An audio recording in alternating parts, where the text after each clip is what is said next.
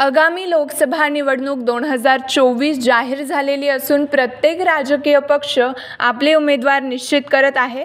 नाशिक जिल्हा शेवटच्या टप्प्यात होणार आहे।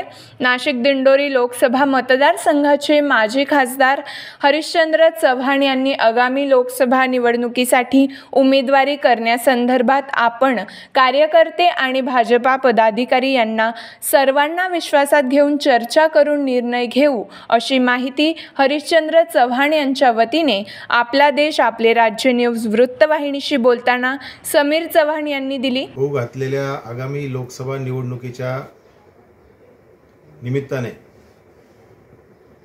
आम्ही सगळीकडे भेटीगाठी घेत आहोत।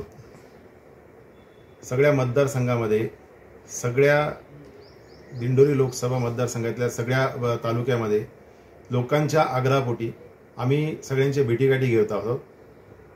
गेली 15 वर्ष 2004, 2009 आणि 2014च्या लगातार 3 वर्ष साहेबांचा जो प्रदीर्घ अनुभव होता, 3 टर्म जो साहेबांचा लोकसभेमधला अनुभव होता, शेतकऱ्यांचा प्रश्न असो, कांदा प्रश्न असो, द्राक्षाचा प्रश्न असो, दळणवळणाचा प्रश्न असो आणि मतदारसंघातल्या सर्व जाती धर्माचा, विविध विकास कामांचा आणि वेगवेगळे प्रश्न असो, हे परखडपणे मांडणारा नेता म्हणून हरिश्चंद्र चव्हाण साहेबांकडे हे बघितलं जातं।